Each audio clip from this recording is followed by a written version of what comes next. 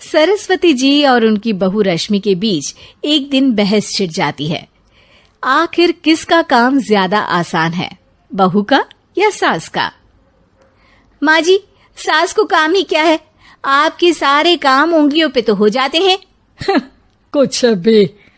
हाँ, हिसाब तो उंगलियों पे ही हो जाता है ना। अरे बेटा, ऐसा सिर्फ अभी लगता है।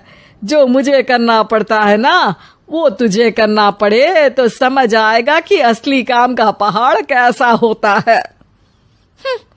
ठेले बराबर वजन भी नहीं है आपके काम में, और बात पहाड़ों के वजन की कर रही हैं आप। तू ऐसा करती ही क्या है घर में बेटा, ये तो बता मुझे। मैं थोड़ी ना कुछ करती हूँ, सब जादू से हो रहा है इस घर में। अरे एक दिन मेरा काम करोगी तो समझ आएगा। Okay okay, shut up. कल से मैं घर के काम करूंगी और तू मेरी जगह हर चीज का हिसाब रखना, ठीक है? ठीक है, ये भी कर लेते हैं। ये सास बहू की डील के बारे में रश्मि के पति अमन को नहीं पता था और ना ही अमन के पिताजी सुरेश जी को। पर गेहूं के साथ साथ जैसे घुन भी पिस जाता है, ये दोनों भी पिसने वाले थे। सुबह अमन उठकर रेडी होता है ऑफिस जाने के लिए, तो पता है उसके कपड़े नहीं निकले हुए हैं। अरे रश्मि, तुमने मेरे कपड़े नहीं निकाले? अपनी माँ से पूछो ना, उन्हीं का काम है ये। अमन अपनी माँ के पास जाता है। अब मेरे कपड़े आज आप देने वाले हो क्या माँ? हाँ, देना तो मुझे ही चाहिए, पर तेरी बहू ने कपड़े धोने ही नहीं डाले, तो कोई भी धुला हुआ कपड़ा नहीं है बेटा। हैं? ऐसा क्यों? कपड़े तो धोने आप ही देते हो ना माँ? अरे बहू ने तुझे बताया नहीं, अब हम अदल बदल गए हैं। मैं अब बहू और तेरी बीवी सास। अमन परेशान हो गया। वो बिना इस्त्री के कपड़े पहनकर ऑफिस चला गया। सरस्वती जी अपने घुटने के दर्द के कारण झुककर घर साफ नहीं कर पा रही थी और ना ही खाना बनाना याद रख पाई।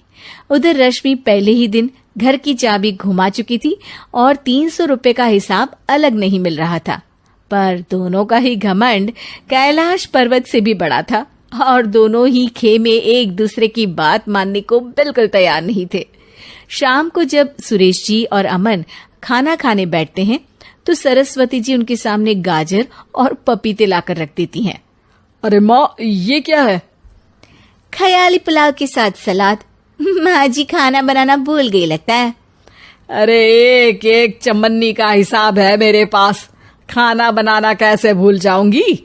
ये तो मैंने पढ़ा था कि फल फ्रूट खाने से सेहत अच्छी रहती है, इसीलिए ये ले, एक फल खा ले। रात को सुरेश जी और अमन अपनी मीटिंग बिठाते हैं अकेले में। बाबूजी, इनकी लड़ाई के कारण ना हमें ठीक से खाना मिल रहा है, उल्टा घर के सारे काम रुक गए हैं।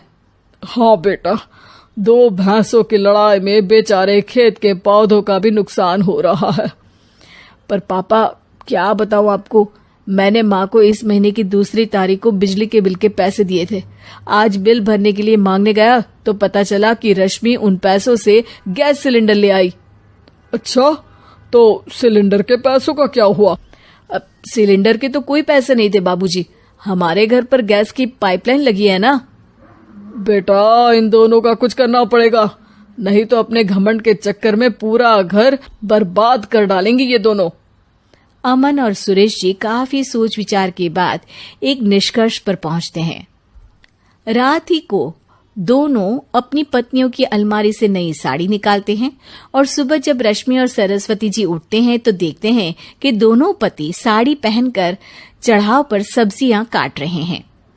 अरे ये सब क्या हो रहा है? क्या हो रहा है मतलब? आप दोनों अदल बदल हो सकते हो तो हम क्यों नहीं? अरे क्या मतलब?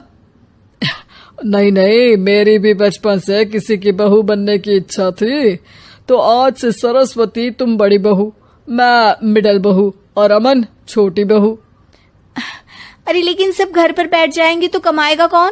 ये घर कैसे चलेगा? अब वो तो भैया या बाकी लोग जाने, अब हमने भी अदल बदल कर ही लिया है तो कुछ नहीं हो सकता। रश्मि और सरस्वती जी को समझ में आ जाता है कि उन दोनों की आपस की डील की वजह से इन दोनों को बहुत तकलीफ हो रही है और उनके ईगो ने दूसरों को कितनी यातनाएं दी है।